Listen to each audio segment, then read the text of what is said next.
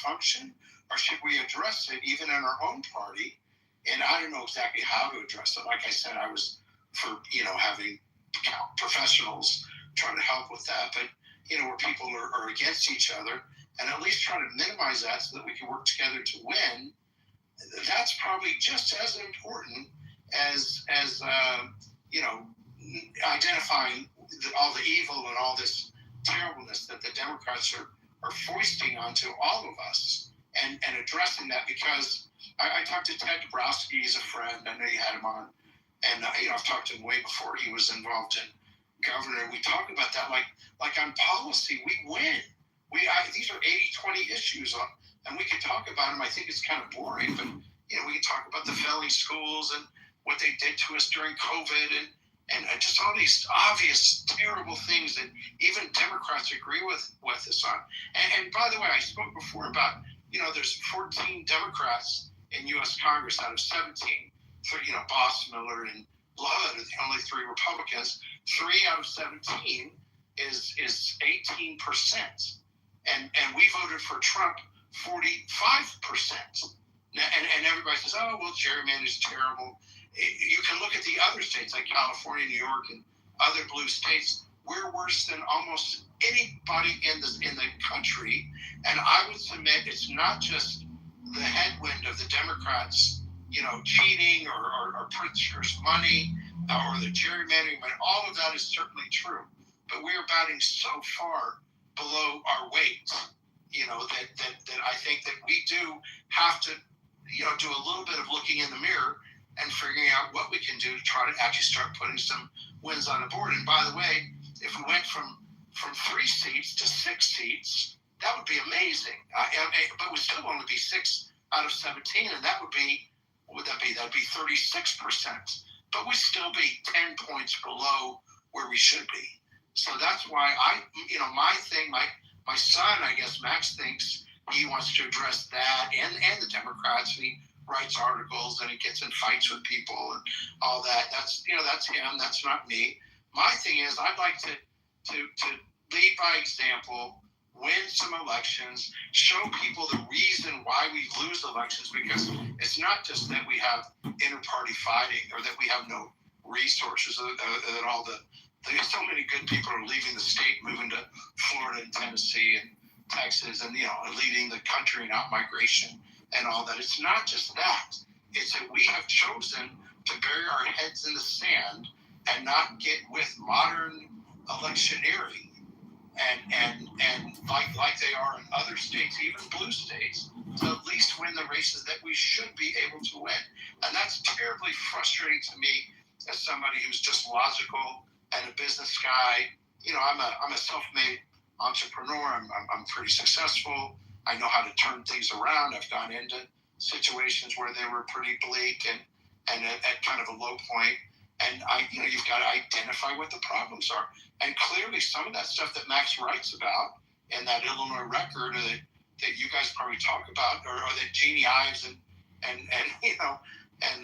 DeVore and so forth, that they're all arguing about, these are real things. And I think it's probably best that we don't just sweep it under the rug, ignore it, and do the same old thing. I think we need to change some of this. And so talking about the ugly truth, but then having a plan to do something about it, I think is what is needed. And like I said, I talked to Ted, I talked to Darren, I was with at that dinner on Monday night, and I was with Mendrick. I mean, it's a small world, we all know each other.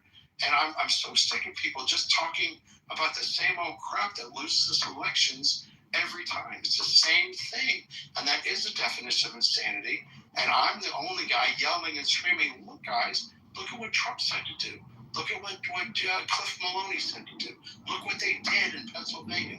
Look what they did in Michigan. Look what they did in these other places. Why don't we do that? It's clear that it works now. Maybe 3 years ago you say, well, that will never work. But we have the receipts. It works. And why is it me? Marty McLaughlin's kind of with me. And I've got some other people, but in general, I'm really the only guy in the state yelling and screaming about this stuff. And that's why I'm frustrated, because we all want to win. Right. Well, thanks for answering the questions. I'm going to go to Carla. on this topic. And I think, Carla, you'd like to voice in on this, so go ahead. Hi, thanks. Thanks for having me up, and thanks, Mark. I have two main goals that I can. The first one is rebuilding the party from the precinct committeeman level up to PCs, getting those PCs filled. Right now, we have a vacancy that's just ridiculous, and I'm sure you know that. But the second one is restoring election integrity. I'm really passionate about election integrity. And you've mentioned that you support and actively participate in ballot harvesting. And you, from what it sounds like, you believe that's the only way forward. But I don't know if everyone on this call understands what ballot harvesting actually entails. Exactly. And I'd like for you to explain how you go about doing ballot harvesting. Love it. I love that. Is your name's Carla? Yes. Carla, thank you so much. That's great to hear. So let's talk about that. First of all, on the I agree. It would be great if we could build a robust system of PCs for every precinct in the whole state. But my district's in DuPage, Kane, and Cook, and those they're whole townships with like say 70 precincts. And there isn't even one precinct captain, not one, or there's not even a committee man. No budget, no meetings, no organization, no nothing. One of mine is Addison. Addison just fell apart. Maine Township actually used to have people. It's sort of fallen apart. Although they're trying to rebuild that. It's gotten so bad that I think it's incumbent upon candidates. Now, I'm not talking about downstate, south of I-80. I'm talking about Chicagoland area where there really is no party. I mean, let's face it. But I'm all for doing that, but it's not going to happen by a year from November. It's going to take a long time, and it's got to be built. Like you make a watch. One piece at a time. And I'm all for helping that. Now, I love what you asked about ballot harvesting because this is where I think we all, once you understand what it is, you can understand why. I really don't even care about. I mean, I care. I would love to have every precinct with a precinct captain, and I would love to have a committee man for every township or every area, every county, etc. But it's just not in the cards, at least not today.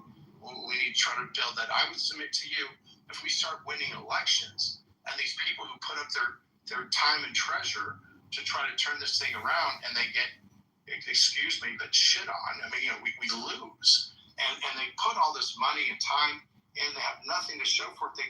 They tend to give up. So that's what we're dealing with is a lot of apathy and a lot of people leaving. And the way to turn that around is to win. So now, how do we win? So ballot harvesting is really not something that the party can do. And they talk about it because it's a nice buzzword. And so Kathy Salvi will put out some nice emails, make it sound like she knows what ballot harvesting is, and they're going to do it. Remember last year they had their gala was the Bank the Vote gala. I mean, come on, it was a complete joke. The money, any money that they netted out of that, the part that went for what they would call banking the vote had nothing to do with ballot harvesting. It was sending out some emails to people and maybe some letters. I actually heard where the money went. And I wanted to vomit in my mouth, so I don't know if I heard the whole thing. But what ballot harvesting is, it's not what the party would ever do. It's hiring full-time employees to work 6 days a week, even sometimes 7 days a week.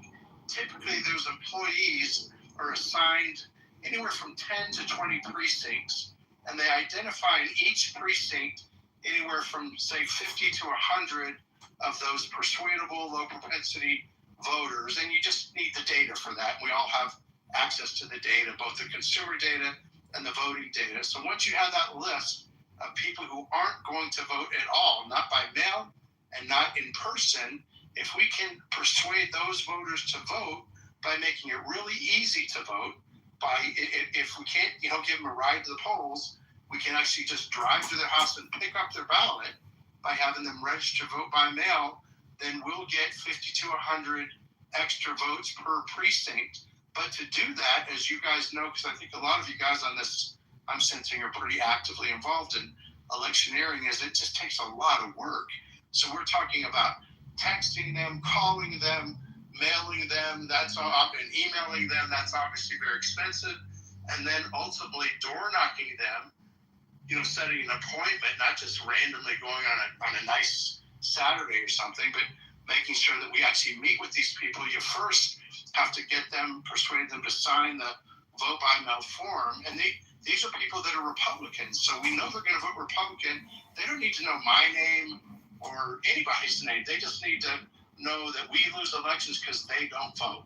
And you make them feel a little bit guilty about it and make it really simple and easy for them to change that by signing the vote by mail form.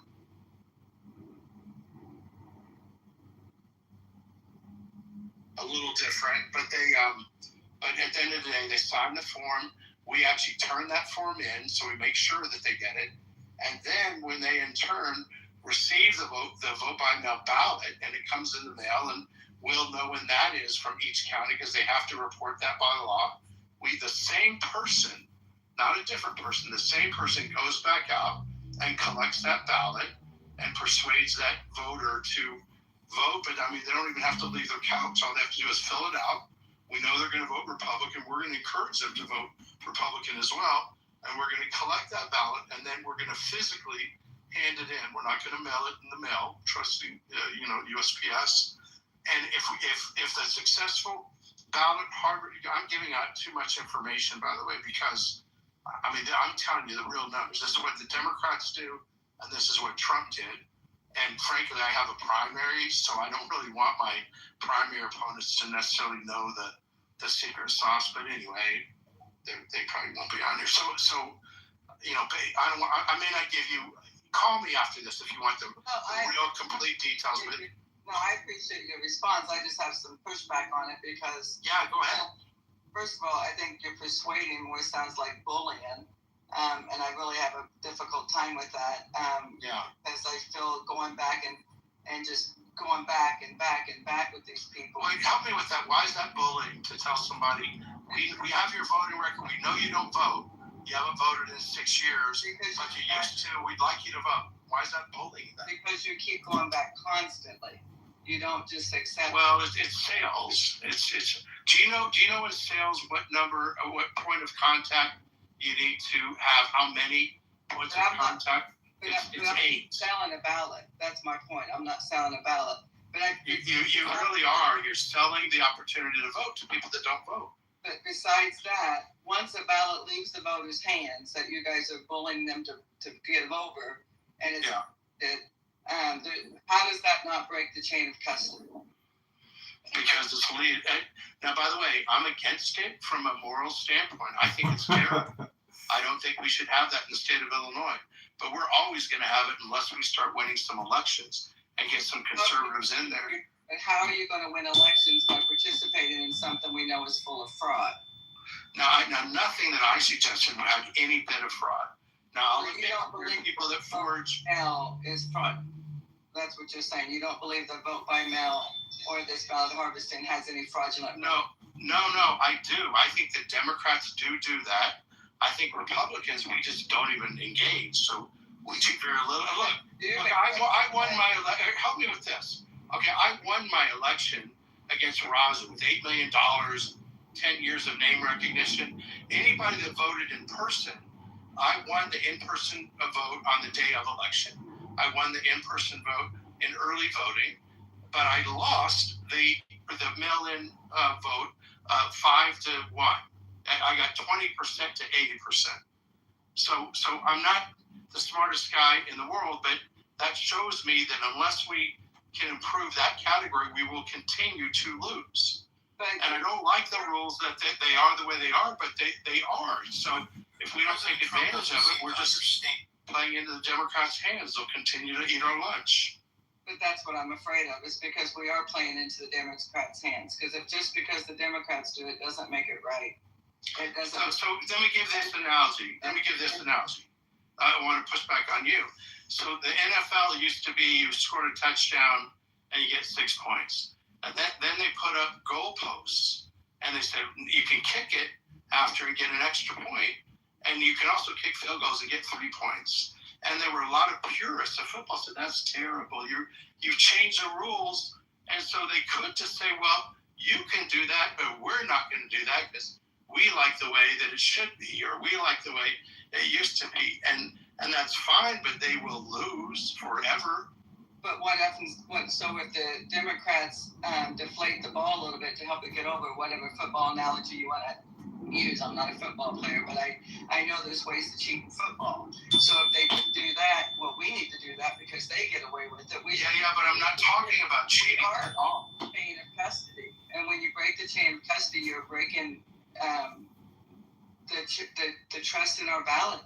Okay, so listen, I want you to know and everybody to know. So United Sovereigns of America is supposed to have a lawsuit actually with me as the defendant and Trump actually helping to pay the legal bill to sue for election integrity on my own race. So I'm completely in line with you that we don't want cheating, right? But I'm see the people spend their resources on helping build the Republican Party back up instead of trying to do everything the Democrats do.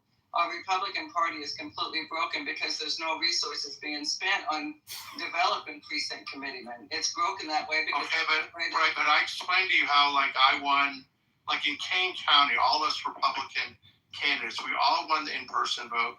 We all lost the vote by mail, and we all lost overall. Okay, so we could continue to do the same thing, but we're going to continue to lose unless we change we'll win, actually.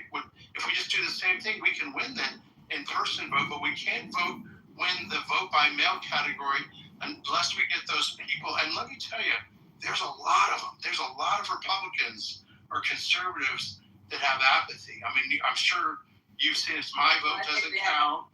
Because there's no one in their neighborhood that's represented in the Republican Party to get out and encourage them to vote. It's broken. And no, I agree that we don't have that effort, but that effort isn't enough. What the Democrats do. No effort. Is your precinct full? No, actually, no. There's mine's Aaron Del Mar's. There's nothing. There's nobody doing anything. Why wait on Delmar? Why isn't your precinct committeeman full? Because I'm explaining to you that the way that we lose is that the Democrats are out there ballot harvesting, and we're saying ballot harvesting has or could have a lot of fraud, so let's just not do it. Let's let them do it because we're better than them. We're more moral than they are, and let them win all these elections. And people like me that are actually true conservatives and want to make a difference, we're never going to have a chance to get in there and change the laws, including voter integrity look, I would like to have no vote by mail. I'd like to have same-day voting and paper ballots, get rid of the machines. Well, what do you do to try to make that happen? You have to win first. That's what I'm trying to show you. It's like the chicken and the egg. No, we have to build our party back up so we can educate the voters. Right? The voters are not being educated at the ground level. Okay, so you think if we educate the voters? Yes. Okay, I have a choice. I'm a voter. I don't really care that much about voting. I don't vote very often. It just is what it is. We know. I can tell you that when I go out in my district and any other district, I say, who's your congressman? I'd say 1% of the people know. What? Ask them who the precinct committeeman is. Well, for sure, they don't know that, but they don't even know their congressman. That's my point. This is my point. So that's the low propensity voters. They don't really know. Maybe they don't care so much. If they have to go wait in line for 2 hours and hope that they're in town and hope that it's not raining or snowing and to vote versus somebody who has to do nothing and they make it so easy. All they have to do is sit on their couch and fill out a piece of paper and hand it to the nice young woman or man that's helping them. You're going to get a lot more votes that way, a lot more. And that's it's called legal ballot harvesting. It's completely legal. And it's actually, it's been bastardized with COVID. Imagine, but it's, instead of going after them for vote by mail, you went after them with explaining how the party works. The reason people don't want to vote is because they don't trust the party. They don't trust the Illinois Republican Party. And until you're going to have apathy voters. No one believes that vote matters. Well, that's what we're fighting against. I'm just submitting to you what you call bullying. I call concierge service. making it easy for somebody to vote just by reminding them, not bullying them, but just by reminding them that it is important. Look back to them before you give up on them. Wait, what's Well, that? let me interject for a second. I think what Mark is trying to say is that, if a person clearly tells you that, hey, I'm not interested or I'm not going to vote, I think you cross them off, right? And if you're going back to them, then you're bullying them. But if you can't get a hold of that person, or if the person is like, oh, I'm busy right now, can you come back later or something like that, right? Most people would drop that, but that's where these people would stay on that as a lead and make sure that they are able to connect and get a yes or a no. Is that correct? It's very similar to sales in that way. And I have 200 people that work for me primarily engaged in sales. And I know some, I not that I'm, famous, but I've written books and articles on the sales process. And I'm sorry, but this is a sale. You're selling somebody, it's their God-given right to vote. But a lot of people, as we know, most people don't take advantage of it. And so we have to sell them on the idea that it is important and they should do it. And if you could figure a way to get people just to have like their neighbor committee man who has, even a good committee man, don't forget, I'm talking about hiring full-time employees that are going to work, 10 hours a day. And basically, by the way, they only have to get about 1,000 votes in 4 months. You can do the math. It's very doable. And in fact, they've done it in Pennsylvania. They're doing it in New Jersey right now. They've done it in a lot of states. It works. It just works. And we could do it and should do it, I believe, in Illinois, but we don't do it. And if it's just because we have some people who are very principled and they don't agree with it because it seems immoral, I totally understand that, but we will continue to lose. We just won't get those voters that have a lot of apathy or don't really care or busy or whatever. And that is a lot of people. And we're never going to get those people to vote. If we think we can wrangle up a bunch of PCs and get them motivated and they're going to work, I'm telling you, these ballot harvesters work 10 hours a day. Even a good PC works, an hour on a nice Saturday, maybe, if it's nice out, they don't, you can't get volunteers to do this kind of work, and you can't get volunteers to follow up. Like, well, I can't see it today, but maybe I'm available Wednesday. Try getting volunteers to do that. I've tried. It's very difficult, even when you have good volunteers. They don't have the time. They're giving of their time, and so you can't really expect it to be done by this volunteer army that we wish we had, and we could, in a fantasy world, we could suspend disbelief and say we could get them. I will tell you that one paid, trained, motivated, managed ballot harvester is worth 100 PCs. I hope you're not offended by that, but just, do the math. This guy's working, 10 hours a day, every day. And his livelihood, and they're getting paid well. They're getting paid like, $3,000-4,000 a month, and they can make even more money if they do well. And they're, frankly, if their candidates win, they have a good chance to maybe get a job offer when the campaign's over. And you want to hear something that I bet will really amaze you guys? I think, AC, I told you that one of the KPIs, or one of the, SOP, standard operating procedure for this activity is these ballot, you're really going to hate this, Carla, is these ballot harvesters, they're not even local people. They're supposed to live like 100 to 200 miles away at a minimum. So this is like an army. These are like young people typically that parachute in, and they're living there through the duration.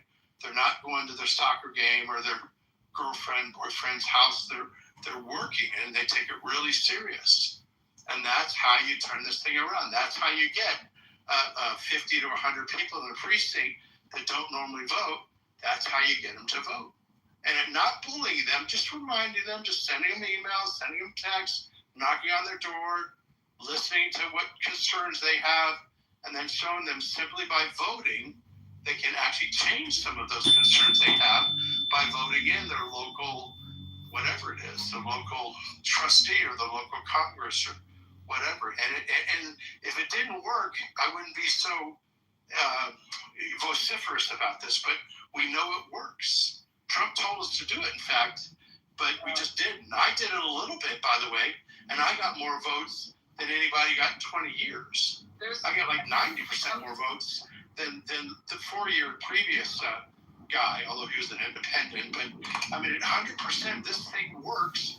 And I understand the ethical question. You say, well, why should I do something that I think is unethical if just because the Democrats do it? And that's a good argument. We could talk philosophically about that for a long time. But I think we really got to just play by the rules as they are and try to win elections. And if we can win some elections, we can try to change those rules. But we're never going to change them unless we start winning. And I do not believe that the party is going to rebuild itself magically and somehow start winning elections without taking advantage of the rules such as they are, instead of the way we want them to be. Well, you can tell you're a politician. You like those long answers. I'm just going to quit. Oh, I hate that. Well, I'm going to have to agree to disagree on this. Yeah. But I urge everyone on this call to listen to what David Clemens, he's the professor on record, has been sharing about election integrity and the risks of these systems, especially the ones that they've been calling out, that he has been sharing, that the statistics that they're showing, they've got statistics that counter that. So I just encourage everyone to do your own homework. Go with David Clemens. He lays it out clearly and backs it up with facts that I'm not going to bore everyone here tonight. But please do your homework. And just remember what our moms always said, if someone's going to jump off a bridge, doesn't mean we need to jump off the bridge too. If we want God to bless us, we have to keep the moral high ground. I absolutely believe that 100%. Once a ballot leaves the voters' hands without proper tracking, there's no way to prove it was handled correctly. There's no clear record of who took possession of it. There's no clear record when it changed hands. There's no clear record of when it was even delivered or when it was opened. That destroys the paper trail that keeps our elections verifiable. It destroys transparency. And when we decide that that's the path we're going, we are going to lose our nation. We're going to lose our state. So I can agree with that. So I'm just going to agree to disagree, but I will say I appreciate your back and forth. And I appreciate Carl, I appreciate everything you say. And I'm a religious person myself. I'm an Orthodox Jew. And we actually believe, I mean, it's Old Testament, but most Christians, I think, agree that we should just follow the laws of the land that we live in. And the laws in the land that we live in Illinois is ballot harvesting is a legal activity. And so that's how I justify that, because like I said, I don't like it. When I get in Congress, I'm going to vote or do the best I can to try to change in the state of Illinois. I'll be federal, not state, but still to change all of those things to make it more moral and to get rid of all those things that fellow you're talking about. I read so much about voter integrity and all the things that we need to do to try to correct that. But I think that I do believe in God, and I find this as a calling to try to communicate that the way that we can do that is to get at least some power and not be in the super minority in the state or federally for the state of Illinois, and to make those changes. So you follow the rules, you follow the laws, you get in there and you make all those changes to make sure that illegals aren't voting and that they're not forging signatures. And by the way, it's true that the chain of custody isn't one person because they're handing that ballot over to another person, but we need to get to people's doors and we need to register them to vote as long as they're somewhat conservative. We need to get them to vote. I mean, that seems to be completely obvious. And we need to do everything we can with election judges and with poll watchers and with lawfare, lawsuits and lawyers to make sure we're doing everything to stop the steal. I'm 100% for that. And by the way, my campaign even put up signs in Spanish. Maybe you guys know Jacqueline. Jacqueline was my campaign manager, Jacqueline Garrison.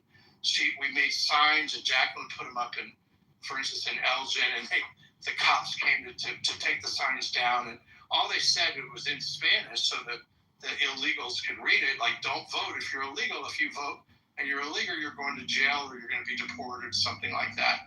But that was freedom of speech, First Amendment. We were allowed to do that. The police came and they couldn't even take the signs down. And as I understand it, and perhaps part of that lawsuit that I explained to you from that organization is that there were a few people that did. I mean, I know for a fact that some illegals voted, but anyway, some then read our sign in Spanish, and they were given $50 to vote because they had a driver's license and a social security number. And then they said, "Oh, I'm sorry, I didn't know, this wasn't allowed in Spanish." They said that, and here, please give me my ballot back. So I mean, I know there's cheating, and I don't like it, but praying about it is great, and I do pray for it. But I think God wants us to do something about it. And to me, it is just so clear as a person who's like very clear-eyed and nuts and bolts trying to figure out this whole very dirty political business in this dirty state, which has been built on corruption for generations. This isn't something new. How do we change it? We've got to start ballot harvesting, and that would enable people like me to win instead of lose. That is the difference. All right, thanks, Mark. Vernon Township, I know you had your hand up. Did you have any question for Mark, or did you want to add anything to the conversation? Can you hear me okay? Hi, it's Mel. Yeah. Are you going to family weekend in Iowa? Or I'm parents not. weekend? You're not? Okay. No, this is the worst time. It's crowded, everything's taken. My son doesn't want me there on top of it, so. Okay. We're going up very, very briefly. Just doing a quick thing like Saturday night. So I just wanted to ask. Awesome. Anyway. Awesome. You'll have to let me know how it goes. Okay. Yeah, I mean, I agree. You guys, everybody who's been on this space and hears me yap or whatever, I yell all the time. This is a sales position. Being a precinct committeeman is a sales position. Mark, I met you briefly at a McHenry event a while ago. I'm Mel with Vernon Township Republicans. I'm vice chair under Jay Swidler. Yeah. So thank you for running again, because I do always thank candidates. If you're going to do it again, that's awesome. That's where the hard stuff happens and where the most hope is, I think. So thank you for running again. And I put some things in the chat just to fill in the flavor, because I don't know if everybody knows exactly what's going on the end of the Bailey camp and Brett Corrigan moving from the Bailey camp to the new governor, who just has been 2 weeks. And I know you were talking about that, so I put a couple things, and also with Illinois record, because I know that not everybody is going to be familiar with your son and some of his, opinions and stuff like that. So just wanted to disclose that I did put that down there for people. Maybe look at it later. But on the subject of ballot harvesting, this is what pisses me off. And as a precinct committeeman and in an organization, wouldn't it be great if they paid our PCs $4,000 a month to freaking do what we're already doing anyway? Yeah. That's part of the problem, I believe. And you're absolutely right. In Vernon, we found that 4 to 6 contacts per year, no matter if it's an election or not, can increase turnout in the precincts that we do it in. And we have coverage at about 30%. So we've kind of over 2 years established, that obviously that does work. And we're not, that's what the Dems do. We're targeting the squishy, even soft R's or persuadables, like people who don't vote in every election. I mean, if you really want to, have an exercise in craziness, you can go to those Dem doors, you can go to those quote-unquote independent doors or whatever.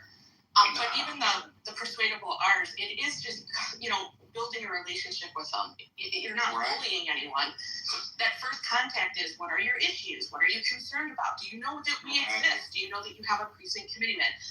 Do you know where to vote? And the more you contact them, they're more likely to show up and vote. And as far as ballot harvesting, that's where I understand both sides of the argument. But if we had the infrastructure in there where you're an elected precinct committeeman, if we had elected precinct committeemen in all of these precincts taking care and managing their turf, then you're an official candidate. You are an elected representative, and the ballot harvesting morality would be, it would be softened a little bit, because I know so-and-so at 123 Elm Street, and they gave me permission and told me come pick up my ballot because I can't make it out there or whatever. Right.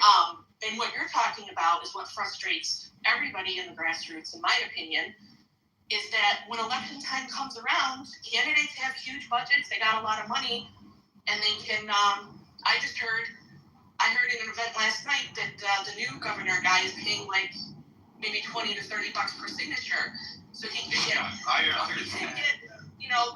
the minimum and some extra. Now, we've got precinct committee people who do that rain, shine, and it's not. In Vernon, we don't train our PCs to just show up on a random Saturday. We're trying to get away from that. But it is a volunteer job. Yeah, we have lives, right? Yeah. We got kids and church. We have built-in systems that, we're texting people, we're emailing them, we're going to the door, and we're doing all the other stuff. So, yeah, it's sales. I tell all the groups out there, like, if you want to get precinct committeemen and find the best ones out there, get someone who just likes talking to people and like selling shit. Exactly. You are selling Republican. You're selling, we can infight, we can have our disagreements. And really, honestly, in the past couple weeks, I'm like, this is more of a shit show than I've seen, and I haven't been here a long time. It's bad, yeah. But we still gotta sell this shit. So it is what it is, and I just wanted to contribute on that end and say, whatever the debate is, if you want something to stop, if you want something that the Democrats are totally taking advantage of and you want it to stop, just do it better than them. That's right. We've seen it with That's the best way to stop, right? The gerrymandering argument in Texas or whatever. If you can beat them at their own game, then suddenly you're going to have a problem. Exactly. The best way to stop it is just to do it ourselves. And then they'll want to stop it too because it isn't working for them. So I have a lot of confidence that when I win this time, and I can bring up a bunch of state reps and state senate. Actually, my district, half the state senators and half the state reps are Republican.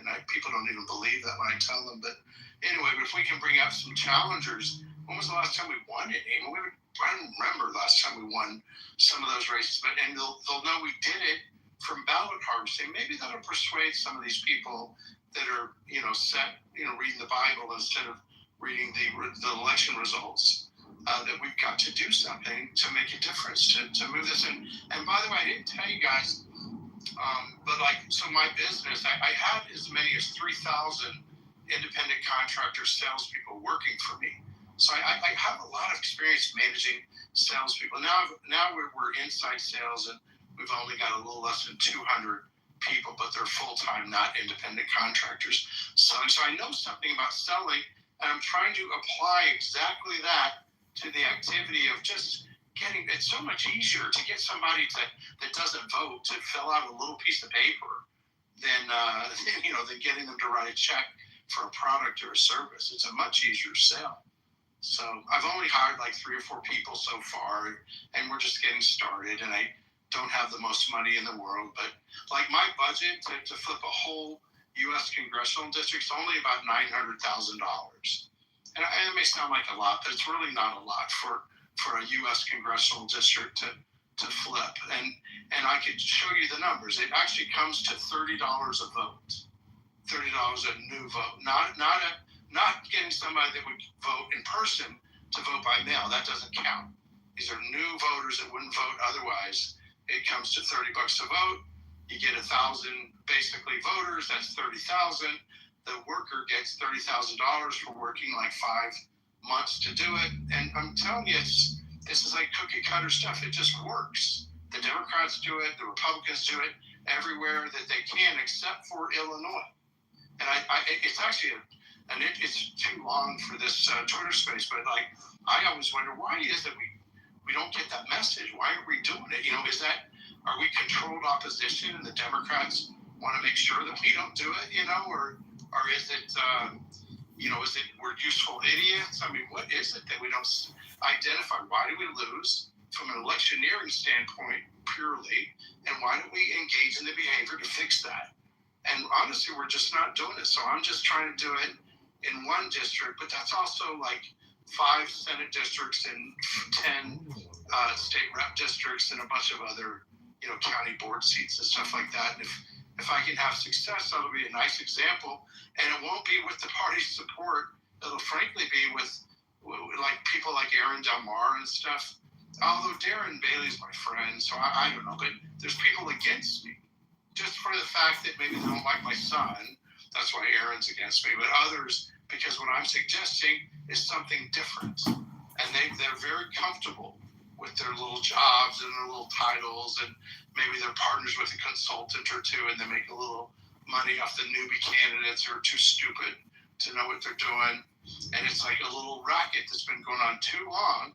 And I would like to change all that, but really the only way I know to change it is to start winning and to lead by example. So that's what I'm doing.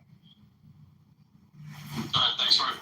Mark, so in essence, it would work either if there's a candidate who's got a pretty good budget, or in a district, if some of the candidates can kind of pool their resources. Yes. So as to be able to hire such employees, correct? That would be the right exactly what I'm doing. That's what I am doing. Okay. Not planning, I'm actually doing it. I'm partnering right now with, I can't say actually on here, but I whatever. I have agreements with other candidates only because we have some primaries and I have a primary, but in general, we're trying to partner. So let's say I told you it takes $900,000 to flip a district.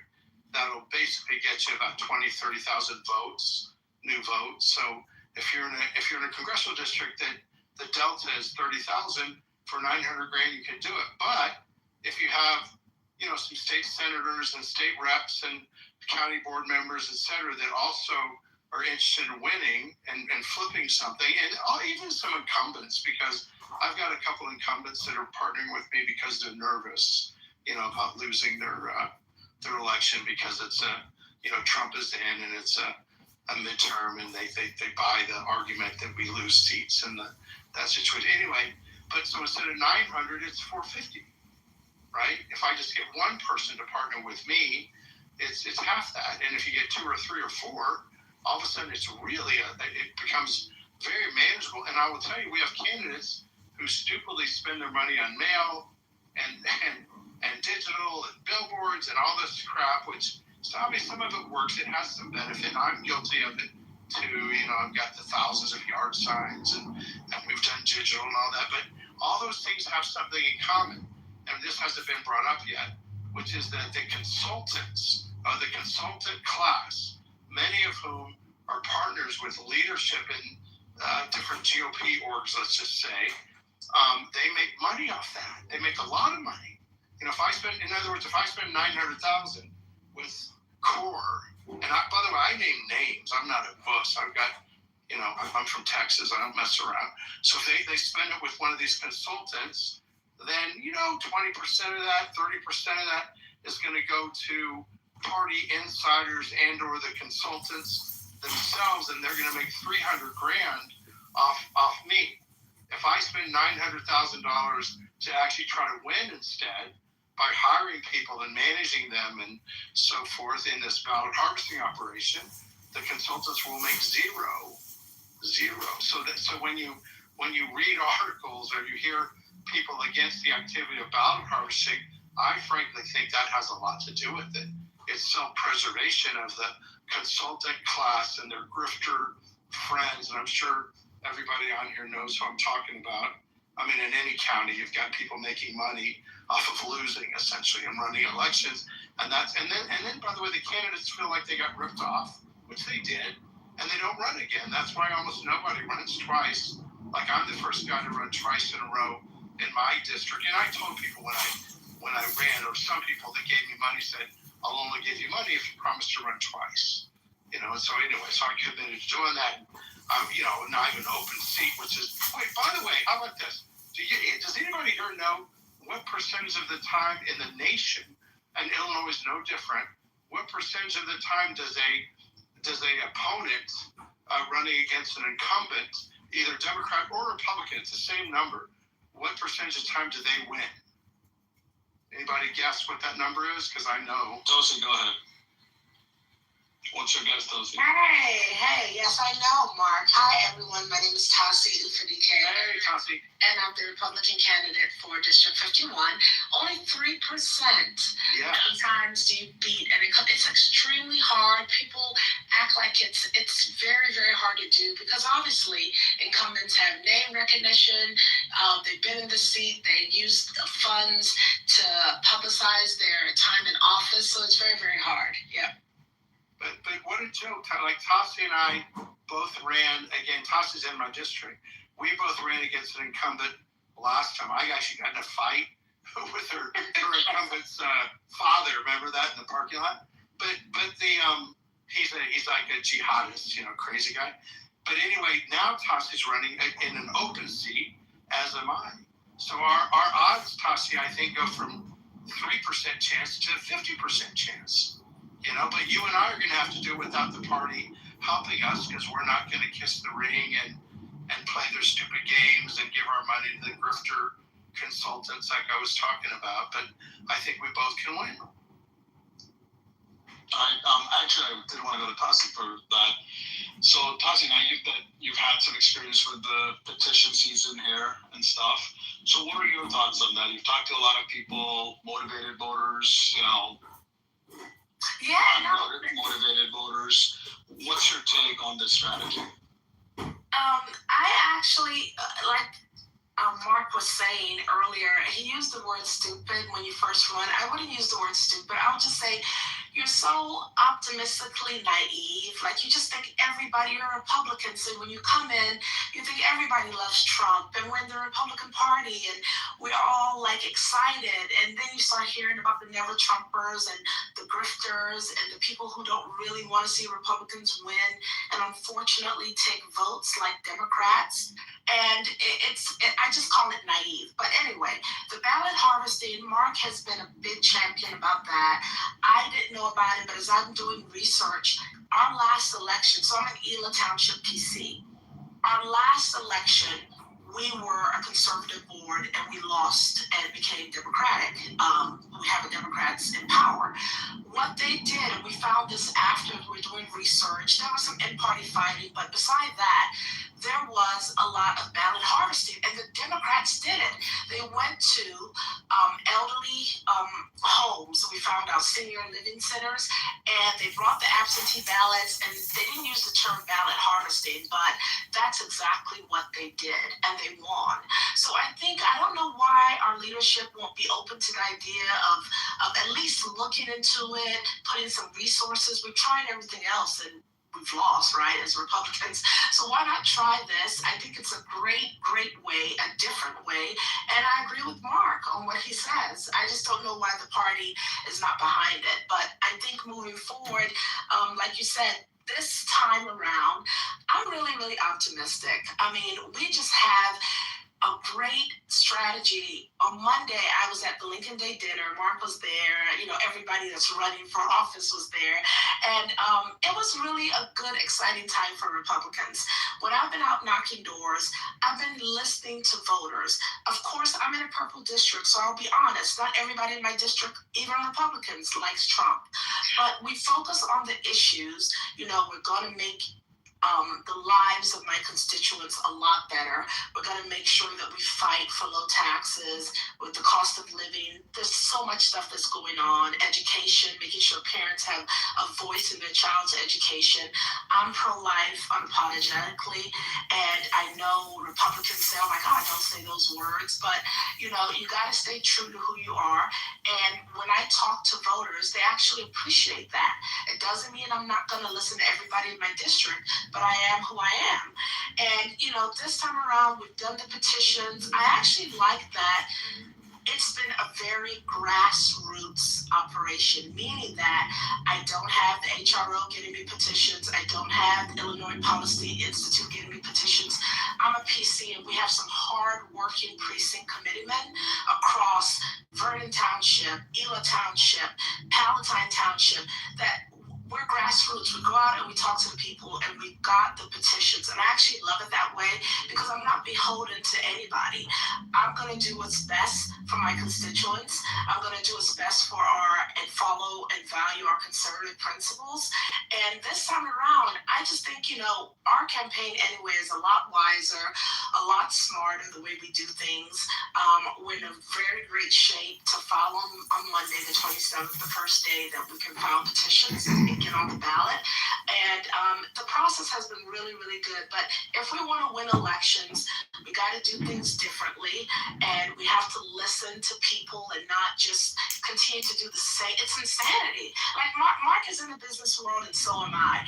If you keep doing things and failing, no other group that you get rewarded. You either get fired, you get put on an employee improvement Not in plan, you politics. get coaching, but you have to do Politics things is differently. a little Politics different. is the same. It's like they play musical chairs. It's the same people that are given the power, and maybe because some of them have money, I don't know. And it's like we don't win. And if our measurement was, are you winning elections, or even trying to win elections? In Lake County, because I live in Lake County, my district includes Cook and Lake, but I live in Lake County. We have Lake County boards like nobody is running except the Democrat, and they're just going to sail in. Like Republicans were so busy primary when we don't need the primary, and the Democrats are just sailing on in. So again, all of us here, we know Illinois can be a state that can really be red. My district was red 2 cycles ago. Unfortunately, it's blue now, but we are working so hard to flip it back red, and I think we have a great opportunity. So, yeah, Tassi, do you know I met with Keith the other day because I'm trying to recruit somebody to run in the 10. We don't really have a real person, which is killing me. I just can't believe that we can't find anybody. They don't even have to live there. In fact, if anybody's on this call, believe it or not, if you wanted to run for Congress, you can be the nominee of the 10th district, which is almost flippable. It's possible. It's not crazy anyway. But no, there's a guy running who's 92 years old. You know about that guy? yes. Okay. I mean, it's become like a joke. And candidates like Tassi and I, who we have our eyes wide open. We know, that the party thing is kind of sometimes a little bit of a scam. It's not real. And we know what needs to be done to win. And we frankly just have to take it upon ourselves to make the efforts and make a plan and execute the plan, because nobody else is going to do it for us. And by the way, the fact that Illinois policy maybe isn't, helping you, or McCombie's HRO, that will only help you. I told Aaron that the other day. He's like, yeah, I'm not going to support you. I'm like, thank God. Now I can get more votes. Most people are so disgusted with the leadership of the party and some of these silly pretend organizations that really don't do anything but raise money to pay themselves nice salaries. We've got to end all that, and we have a chance of doing it, Tassi, you and I and some others in our area. Yeah, no, I think we have a very good chance of winning. I mean, it's going to take hard work, obviously. We're going to put in the work.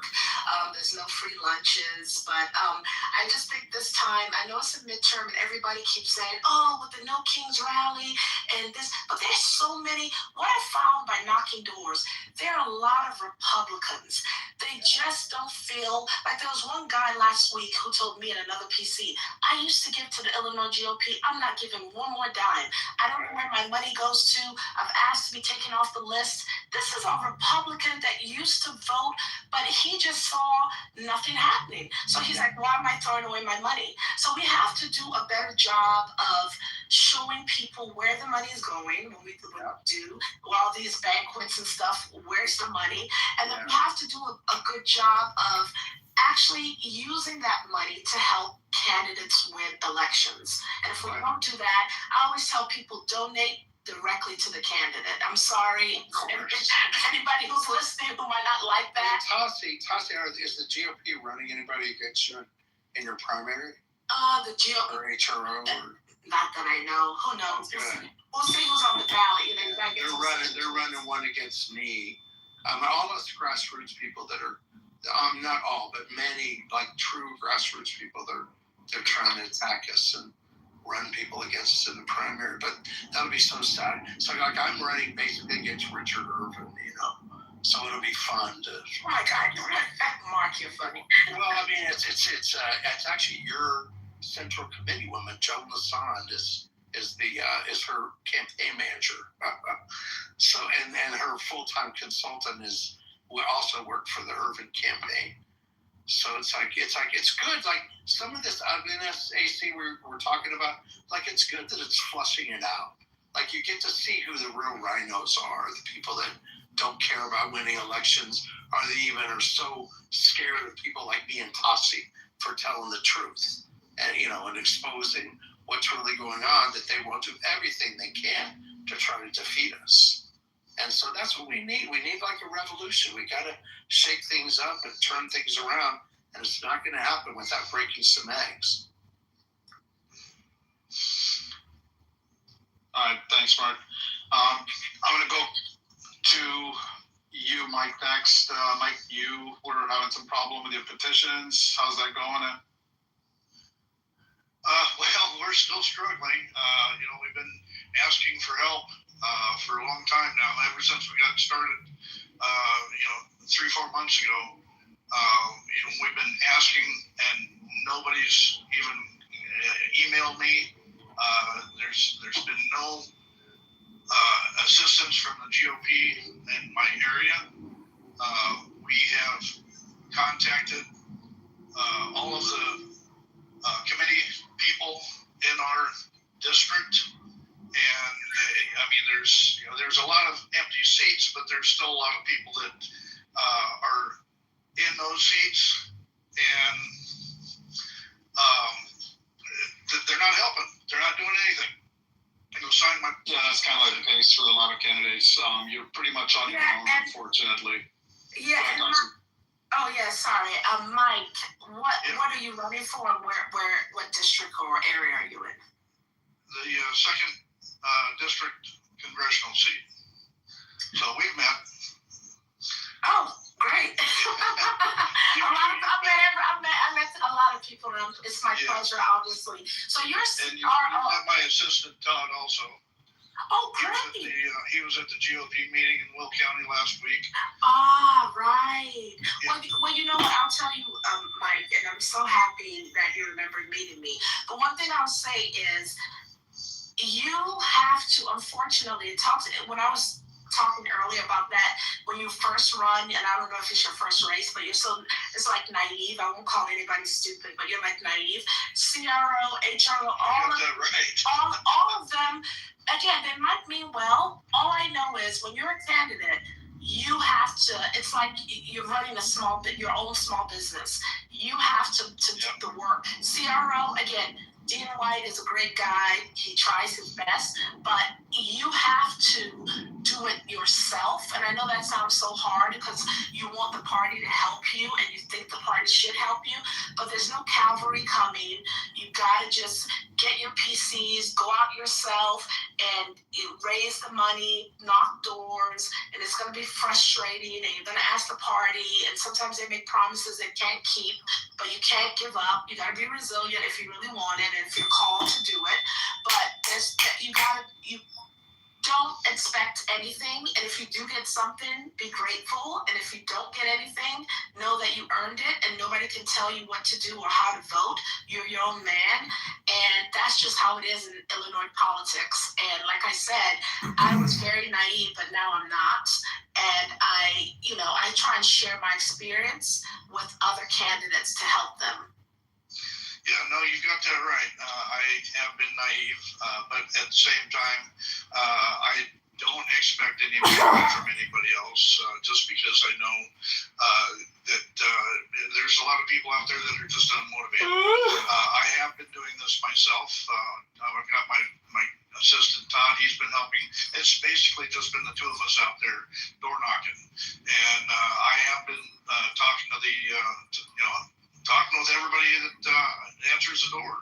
And I have run into people that are disenfranchised with the voting process, the party itself. And after talking with them for a few minutes, I'm able to get them to sign my petition because they can see that I'm not the typical politician. I'm out there working for them, in trying to get things to make sense, because things are so messed up. I've even had people tell me that, 6 months after you get elected, you're going to be just like the other people. You'll be corrupt and everything. And and telling them, I'm not that person. I push back. When somebody pushes at me, I push back even harder. I'm not a yes man. I don't go with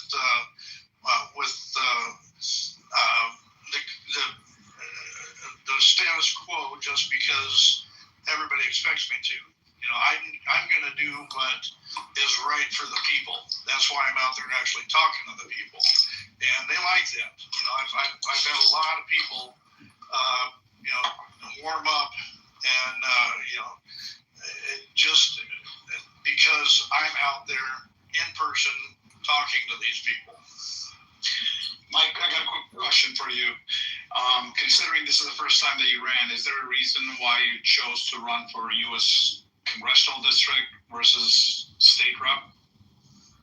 Well, we've got Jackie Haas has been our state rep for a long time, and I think she's doing a good job. And I think that you know, I don't want to take that away from her. We need to flip these blue seats to red. You know, people are tired of what's going on. You know, that I'm being told by my campaign manager that about 30% of the people in the Democratic Party are not happy with the direction that the Democratic Party is going. And so I'm looking at that as that's 30% of the voters that I'm looking to grab. And I'm very confident that I can do that. We're gonna get enough petitions signed to get on the ballot. It's just been rough and time consuming, which I don't mind doing. I just don't have a lot of time to do that. But yeah, that's what I'm doing. I'm taking extra time off of work just to get this done. And I know that I can win this once I get on the ballot. I have no doubt in my mind that we're going to take this over. All right, thanks for coming on. You know the bath, right? You're familiar with like Robin Kelly and what she got last time and the time before and all that. Right? Yeah. So what are you talking about? I mean, come on.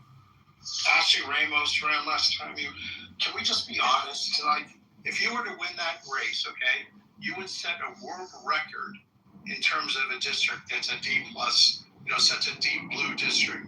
You would literally set a record in the United States for an upset. And I'm not saying that's not possible, but I mean, it hadn't happened in 100 years, and we're sitting here on Twitter Spaces trying to figure out how we can actually turn the state red, and I don't see it. Well, we got to get out there and actually do the work. That's where the problem is, and people aren't willing to go out there and do the work. You know, we need to get in front of the people and talk to them. I don't think that's happening. Okay, what percent of your district is African American? Do you know? It's 50%, right? It's at 45%. Okay, I see 50% when I look it up. I mean, what are you talking about? Why are we? I mean, you're not a dumb guy. You know. You know, nobody. You know, Jesus Christ couldn't run for U.S. Congress and win in your district. And I'm sorry, I'm just an honest guy, and I don't agree. People don't like me talking honestly, but we need to get serious about winning elections. And I'm not sure if you're serious. Yes, we do. Or not. And that's why I'm out here doing it out by myself. I believe that this can be done. If what makes you believe? I just told you it hadn't happened in 200 years. The district like yours. I don't listen to people like you. Okay, I understand. I don't listen. I'm my own person. I know I can do it. I can get out there and I can talk to people. Right. But do you understand that people like me who've given up their job, given up their whole life to actually try to win elections, sometimes we get frustrated when people, well-meaning, wonderful, you know, God-fearing people, they want to make a difference. But my God, man. I don't agree with God fearing either. Anybody that fears God is I don't understand. All right, we could go on this forever, so I'm going to put a stop to this, okay? You both have your own races, and I wish you the best. It's all about getting out and talking to the people, and that's what I'm doing. Mike. And, you know, and I know if I get in front of enough people, we can win this. All right, Mike, thanks for coming up, and I wish you all the best in your race. Thank you. Tati, did you want to say something? I'm going to quickly come to Carla. If anybody has any other questions, then just let me know. Okay, so Tati, you did not have anything. Carla, No, I don't have anything. Okay, thanks. Carla, if you want to add something quickly. Yeah, I'll just add something very quickly. I'm not going to say what I want to say, but Mike, you keep doing what you need to be doing. You know what God's called you to do, and you keep doing. Don't let anyone talk you out of it. You know what's right in your heart. I hear so many people say the GOP isn't working. Do keep doing you. We know the only way to take back this party is to get out of the chair and do what you're doing. And anyone to be pompous enough to say that you shouldn't be doing it is, I have no use for it. So I'm just going to leave it at that. But one reason I raised my hand is because I hear so many people say the GOP isn't helping. They're absent. They're broken. They're disconnected. And instead of fixing it, we've learned to work around it. That's what we've been doing. Well, it's broken. There's nothing we can do. But that needs to stop. The only way forward is to rebuild the party. It's our party. The Illinois GOP is weak because I've said it over and over. We are absent. When we leave the seats empty, when they're over 50% vacant throughout the state, we leave the power in the hands of a few. The reason the party the way it is because we've got the attitude that we've been fighting, the keep it small, keep it all attitude, and that needs to change. If you're tired of the Aaron Delmores, if you're tired of the Kathy Salvies, if you're tired of the State Central Committee members who carry the titles without doing the real work, the only solution isn't to walk away. It isn't to step aside. It's not to work around it. It's to become an elected precinct commitment. It only takes 10 signatures from the Republican voters in your neighborhood, which is your precinct, to get on the ballot. And every precinct outside of Cook County is on the ballot in 2026. Every township committee person outside of Chicago is on the ballot. There's, I believe, 30 of them that are on the ballot in 2026. These positions are not symbolic. These are voting seats that elect your county chairman and the voting seats that elect the state central committeemen. The very people who decide the direction of our party. And that vote is determined by a weighted vote. The precinct committeemen and the township committeemen vote those seats based on how many people voted in their precinct. The more people who vote in their precinct in the primary, the stronger their vote is. That's the message we need to be telling our voters. Not to give it up, but to tell them if we want a stronger party, we have to become the party. Yeah. We can't continue around a broken system. We've got to fix it right. Carla, I'd just like to say one problem we haven't touched on that I was addressing is the misapplication of resources. We can't win every race. I mean, we have to be a little bit honest, right? And there are some gerrymandered districts that we just cannot win. And I understand you don't, but I'm just talking common sense here. And so like the Cook County. Wait, let me finish. I'll let you finish. Just let him finish. So Cook County is overwhelmingly Democrat voting, right? So a county-wide, for example, race where the Republican would typically get 30%, 25%. In fact, if Cook County just voted 35% red, the whole state would be red. So that's actually where the big issue is. But in any event, like if let's say you have $1 to donate to help a Republican win an election, if you were to give that dollar to, I think his name was Mike, or you were to give that dollar to, or an hour of your time to Mike or to somebody running for Cook County, something or other, where they're going to get 20 or 30% of the vote, instead of going to a race, like my own race is a D+2. Okay, these other races we're talking about are D+32. And I'm sorry if it's too much common sense, and some people might get triggered by it, but it just is what it is. We have a better chance of winning a race that's essentially purple than deep blue. And as a party, we ought to come to grips with that and not misapply our resources. We've done that in past elections where, in fact, the leadership of your precious party directs people to put resources into races that we can't win because the most money goes back to them in the form of grifter type commissions. And so they're not trying to win, they're just trying to feather their nest and they can say, oh, I have somebody running in this impossible to win race. And God bless Mike for being the man of La Mancha and trying to win.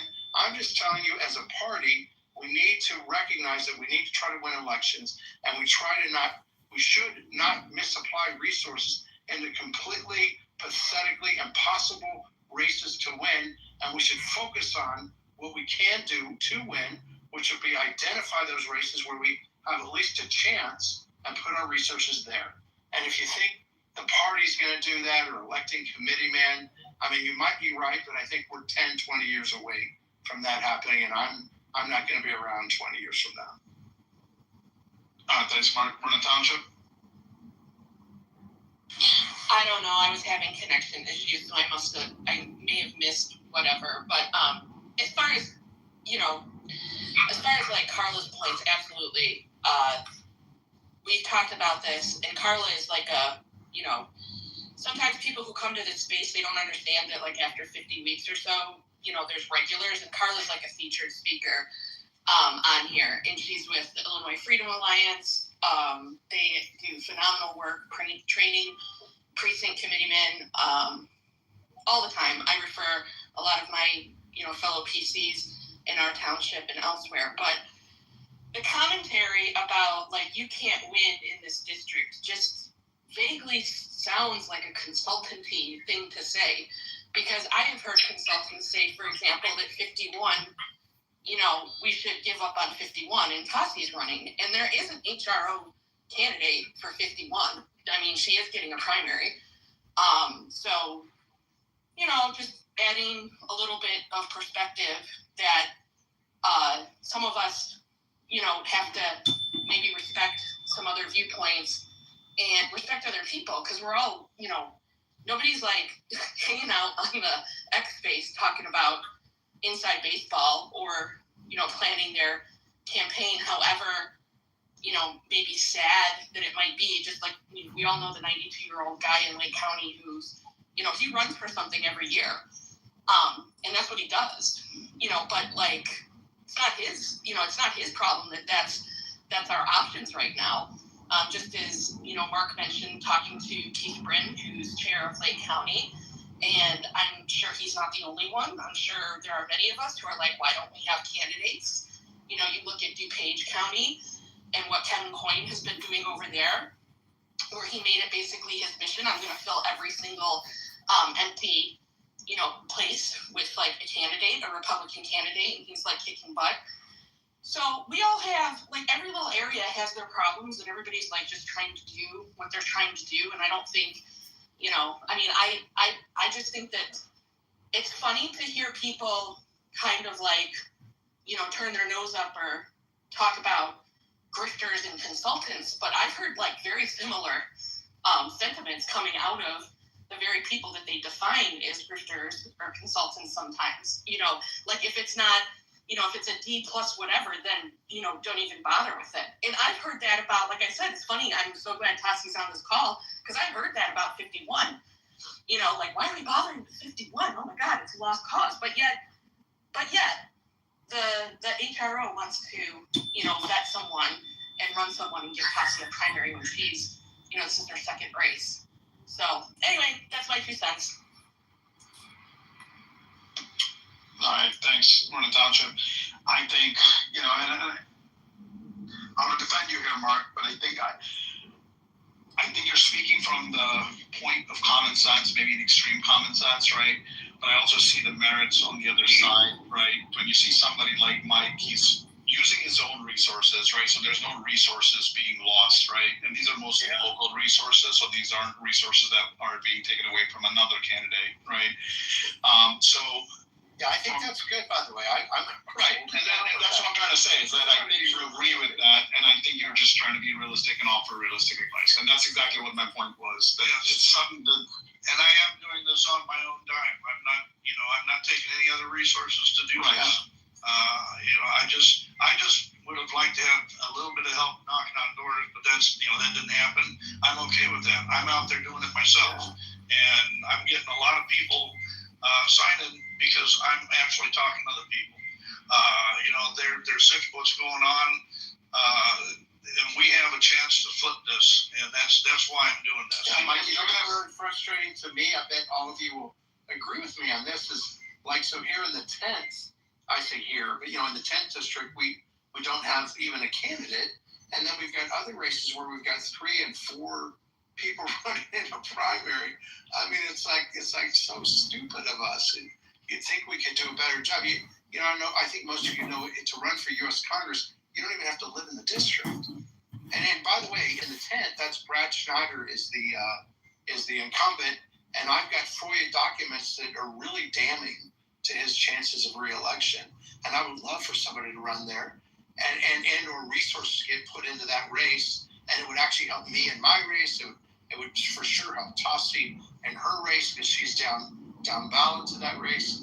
And so I just sometimes get frustrated when I hear these South Side precincts that haven't been Republican in 100 years, and they're D+20 or 30. Like I've got some real actionable things that we could do as a group if we could just get together. I'm going to go quickly to Tassi, and then I'll come to you, Libs. Go ahead, Tassi. Yeah, no, I just want to emphasize a couple of things. First of all, Mike, you're running, like I said, you met me, just go for it, do your best work, and let God's will be done. Number two. Right. Number two, Carla. I have actually, as a PC, attended her trainings, and I want to say thank you, Carla. What you do is not easy. Being a PC, it is the foundation for winning elections. And Ela, if we had every area filled with the hardworking PC, we would not be in the situation we're in now. PCs are the lifeline and the heartbeat of every campaign. And I want to say thank you, Carla. I respect what you do. Like I said, I've attended your training, and it's not easy. And as far as races, this is what I just say. You work hard, let the people decide, keep moving forward, and let's make Illinois red and great again. All right, thank you. Yes, absolutely. Something else that I wanted to Hey, Rabbi. on. You were asking Rabbi me is here. what percentage of my Hey, district is Rabbi. African American. Look at what it is. It's that fucking, that piece of shit Jordanian Shlomi, falafel cooking, falafel making, Talk to everybody. goat herding, goat milk drinking, stand there and listen. fake ass Christian, Greek Orthodox bullshit artist, fat life supreme, day trading piece of shit, Randy McDickerson of the Electioneering thing. If you have an ethnic group that votes overwhelmingly Democrat in your district, and they're a large part of your district, that makes it very, very challenging to win, which is why, just like now. Like I said, anybody that wants to call me, racist, Mike, I don't think he's calling you racist, and I don't think you're calling him racist. Let's just clarify this. I talk to everybody. So, Mike, and I think Mark is coming from a statistical standpoint. I'm recording Mark Rice, who's running for Congress here in Illinois, on an X Space. Yeah, it's like a clubhouse room basically. It's on X Spaces. What's new with you? How's Wall? My life is amazing. I'm wondering how you're doing with your work. Man, I dude. Because you left last time and you figure it out. Like they're garnishing your wages and you got fired, or what happened? Let's not go backwards. Let me just tell you where I'm at. The tenant checked out in the basement. He had a dog. The dog pissed all over everything. Had to rip out the carpet, tossed the mattress, all the sheets. My basement. Yeah, my building. So he cost me thousands of dollars in damage. I had a girl cancel the reservation. She said she got a permanent stench and odor attached to her clothes. It's the dog piss. Dude, you cannot have a dog. It sucks, dude. They piss all over, and people are lazy, and I hate humans, so.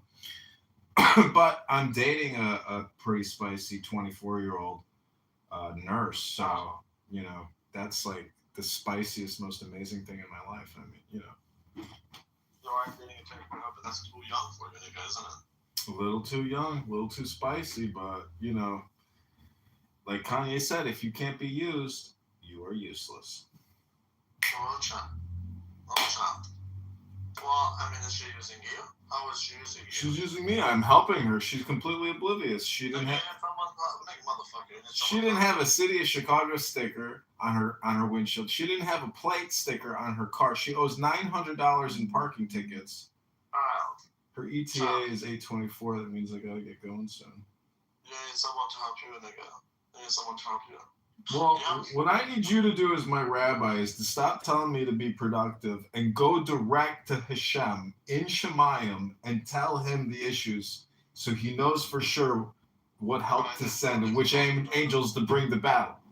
Yeah, then probably I should go back to you because Can't use the hard R. I can't use hard R. Just a warning. Just a warning. We gotta get going, dude. My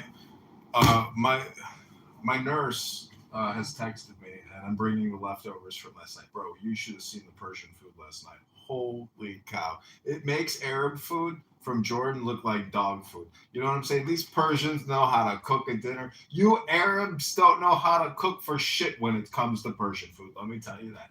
I disagree. I think, well, it depends where you go. It really depends where you go. I mean, it's actually all very similar. You know, Palestinian food and Persian food is so similar. Ah, Oh, Hugo is here. It doesn't matter. Let me finish up on this political recording, and then I'm gonna go. well, finish Good up talk. what you finish up. We have to just put some effort into that. And because when you see something like Mark pointed out, yeah, when you don't even get 20%, it feels like you just wasted a lot of time on nothing. I agree. But here's the thing. Put 20% in, this guy gets 20. The next time we could run, we'd be like, hey, did you see the last 4 years or last 6 years? Your representative was shit. Let's get 30. Let's build it up. Let's keep going because that's how you got to do it. We're not. You're building something up because we have nothing. You have to build it. And I know Illinois likes to focus on the rest of Illinois and not Chicago. But there are a lot of disenfranchised people in Chicago. A lot. And you could look at that from what Mayor Johnson got. I mean, what is it, like 30% of the people that came out to vote for him? I mean, not for him, but just in general. 30%. Yeah. That means 70% of people are disenfranchised. Republicans are no fucking where to be found. And you know, Democrats seem to be more and more I'll call it progressive, but I want to say radicalized for office, where the 70% need to be talked to. We have to do something. Now, I will say that, like I said, different places, different situations. Chicago's much different. We're not going to win in Chicago. I don't think that there's going to be a Republican congressman in Chicago. But there has to be something. Like, there has to be some sort of foundation built for the next guy. Okay? And it's important. It is really important. I'm with Mark on one hand. I'm also with Carla because we can play Mark's game until we get the power, but we have to play Carla's game as well because that's how we keep the power. Hey, Liv, you'll find this funny. I tell Annie, who Carla works with, I hug her and I kiss her. I tell her I love her, and we agree on everything. They don't even care, Chuck, or are concerned. Well, it's one of those things that as soon as you said it out, it's just like, oh, that's not what. When you said that this is how the Democrats play, I agree. This is how they play. And sometimes, unfortunately, you have to play the dirty game to beat the dirty people. Yeah, and that's where we are. That's where we are. But you know, I have no problem. I only chimed in because when you said Chicago, like places like Chicago or districts that haven't been red in 100 years, you just don't understand. I think it's bullshit for anything or anybody to believe. We can flip that. There are so many disenfranchised people. They just are. And were you aware of my statistic that, I think we all know, right? If Cook County were to go 35%, and we will still lose by a lot, but just 35% would flip the whole state. Well, and that's one of my premises is that it may be 35. We could get 35% today. We could get 38% the next election. We get 42% the next election. But I would say Republicans don't spend any time in Chicago. I mean, I'm just thinking about the governor's election. Darren Bailey, which I like Darren Bailey. I don't think he was the best choice for governor last time. But it is what it is. He had some campaign signs in Chicago down in the loop. videos. That's shit. And then the rest of the time he spent calling Chicago a shithole, which we all know what he meant, but that's not really going to win votes, right? Right. And so we can flip on. There's different ways. But I think that everybody has to kind of agree on what works for one guy in one place may not work in another place. And you know, it's too much for you. We all need to be on the same team because that's what really Democrats are. It's too much for you. They're really good about being on the same team. Even when they're not on the same team, they're on the same team. Yeah. Okay. And so I think that's really important. And stop bickering. I don't judge you based off your son. Me and your son have gone back and forth with some stuff. It is what it is. But I'm not judging you based off his thoughts and his ideas. You know, but I'm not everybody, and other people may. So, some do. I would kept seeing me. So, I would like I said, we all need to come together, and I think that that's sometimes his rhetoric will be connected to you. You know that. Yeah. And when he goes after people, for instance, I know Terry. I've talked to Terry. I know Terry can be, you know, kind of, you know. I know Terry very well. I'm not calling Terry goofy. I'm saying he can be out there. You know what I mean? Like, yes, he's an outspoken person. He's out there, and he doesn't mind talking. But you know, when you have people like, for instance, I'm naming Emily only because, you know, I've spoken to Emily, and anyway, so we have to be united. We can't be like, oh, well, we have this little bullshit thing that we disagree with, so, you know, fuck everything. You can't be like that. Wait, can I ask you something on that subject? Do we have any standards at all? Like can we? Is there anybody that we could say you can't be part of our party because of your behavior? You molest children, or you rape some? I mean, you know, we've got to have some standards. So, but if you ask me, it's what. I don't have the answer to that, and I'm not the person to come up with a stand. I can if everybody agrees so that they want me to, but when it comes to the situation, I'm just going to bring up Emily only because that was the situation that was brought up. She did bad things in her life. She changed her life. If she was continuously doing bad things, Terry did bad things in his life. If you're still doing that, I will not involve. No, I understand they could turn that. I'm not even. I'm friends with both of them. They may hate me because of my last name, but like, how about Art Jones, for example?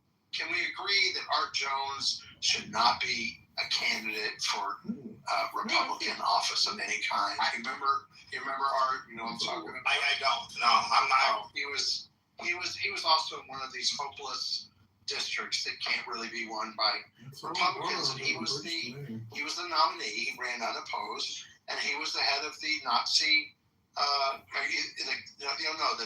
the Illinois Nazi Party, and it was very embarrassing.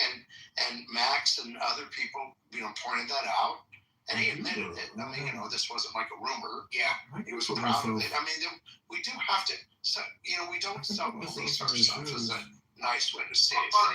I would agree with I agree with that. You know, and that's bad. We have to have some minimum standards. My goodness, I mean, we're supposed to be doing yoga with me at the moment.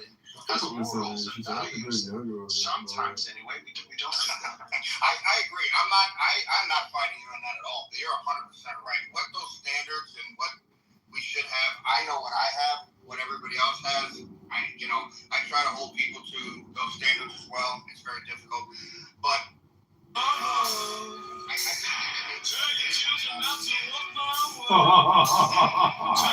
on the same side, we're gonna think about it. Just think about this as far as governor. We have Dabrowski, we have Mendrick, and I don't know if Bailey's but anyway, we have people that are on our side. We know all three of those people are Republicans. We know they are. And so no matter who wins, we need to back that guy up and, you know, criticize him when need to be criticized.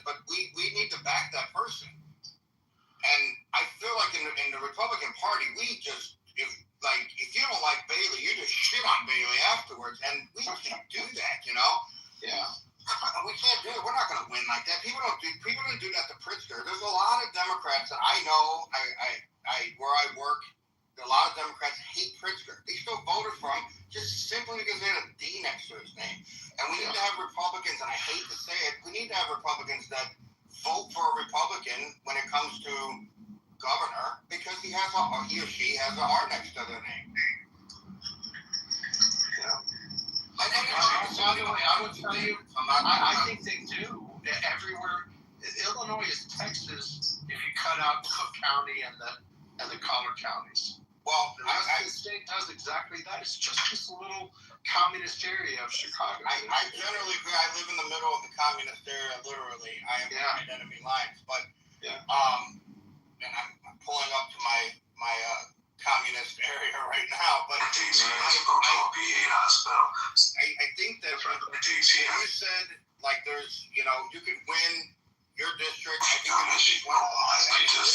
Yeah. But we need to set some sort of footprint in Cook County. There has to be. And it's kind of disrespectful to every Republican in Chicago, to be honest with you. And I think the last I saw with the Chicago Republicans is somewhere around 25% of Chicago are Republicans. There's a franchise. Yeah. That's why we get to 30%. But I told you, like, my district's almost half Cook County, and half the state senators and half the state reps are Republican. More than half the mayors of the towns are Republican. There are Republicans in parts of it anyway. Not the south side so much, but I'm the northwest side.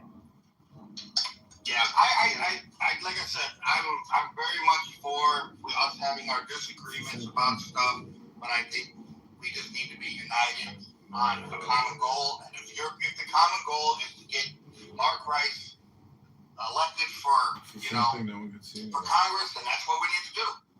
And we can argue about the things we don't agree with later, right? And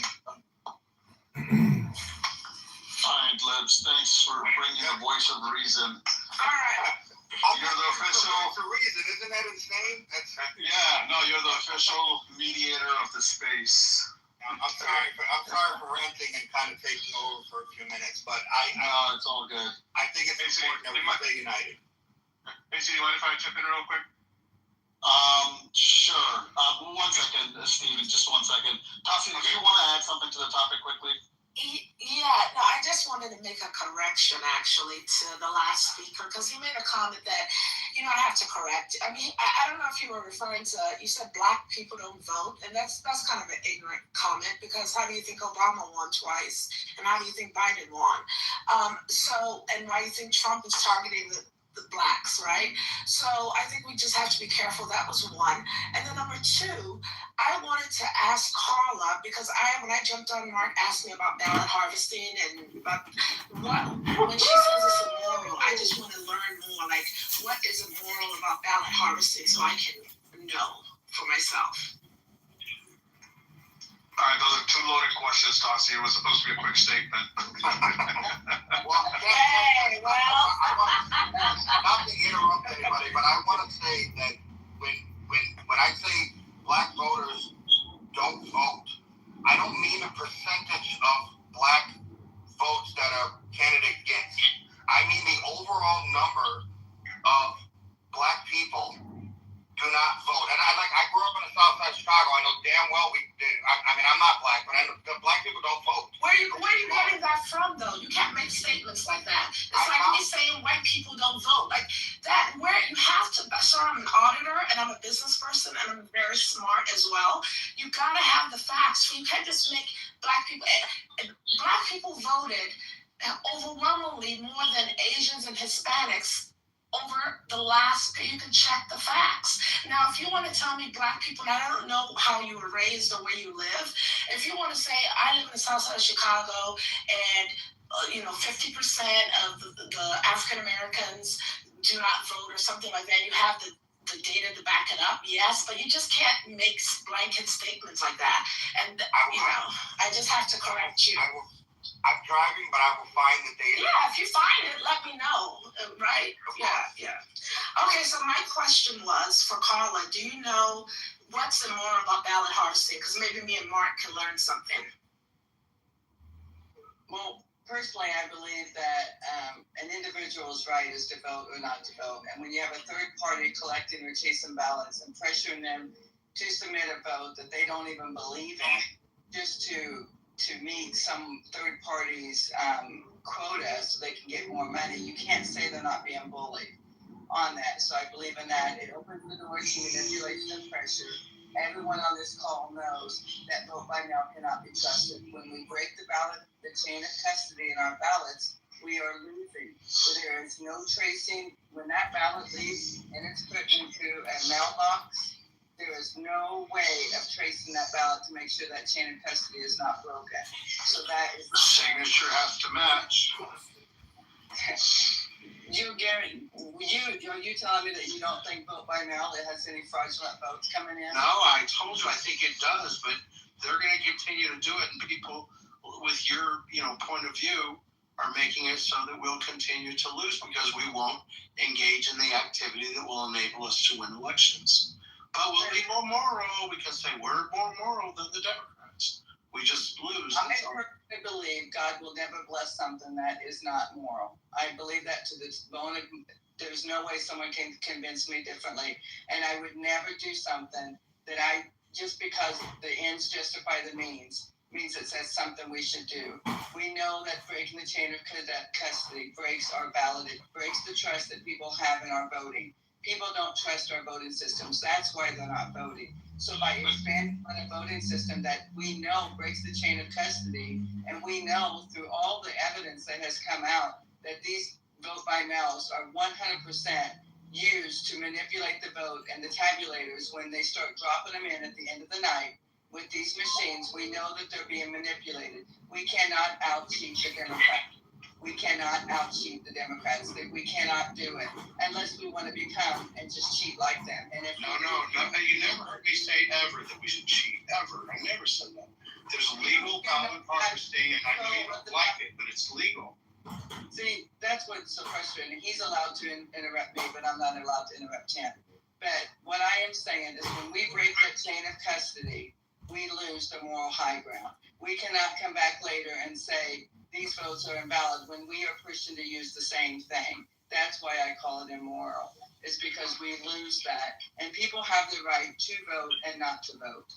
And we have to rebuild our political system. We have to rebuild the Republican Party. And by just keep working around and all those resources, we could have had this done by now. But the Illinois Republican Party has worked nothing but against us in filling these precinct vacancies because they don't want them filled.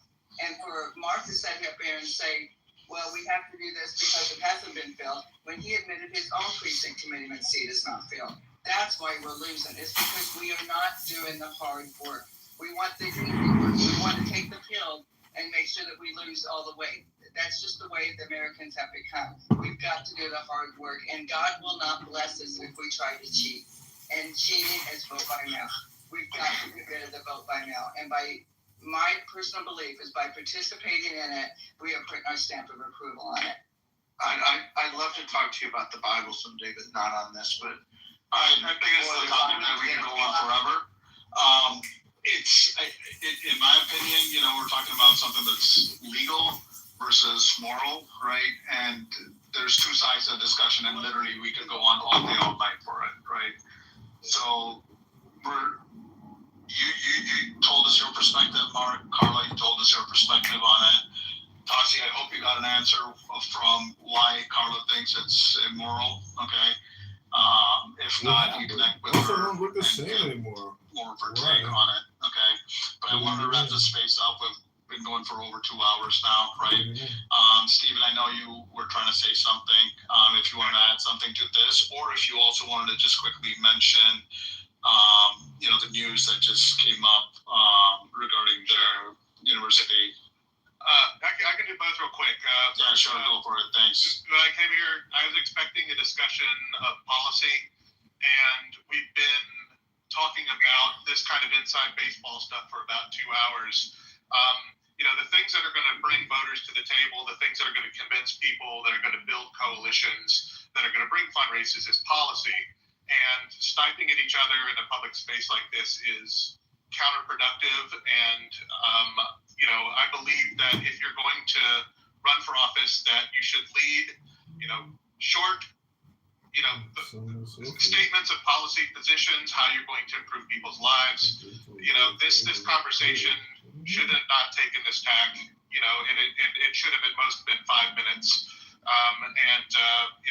We've got to make sure that we stay committed to the mission, to our candidates, to the parties. We can have these internal fights and whatnot, but if we get baited into these type of conversations, and people are a lot more friendly here than they're going to be in congressional forums or debates and other things like that. We have to avoid getting baited into these type of conversations and stay on, remember our purpose. So that being said,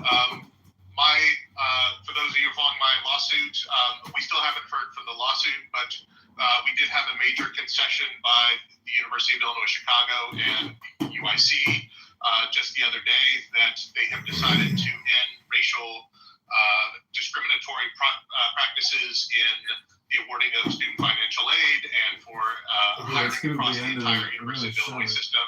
I don't know anything beyond that. They haven't reached out to us. I'll let you know, but that's all I wanted to add on both those points. Thank you to the candidates for coming here, but I do want to make sure that something like this does not happen again. Oh, he wants to make sure that something like that doesn't happen again, huh? Well, it just happened. What does he think? He's the censor or something? All right, I hope everybody enjoyed that. That was candidate Congressman Mark Rice.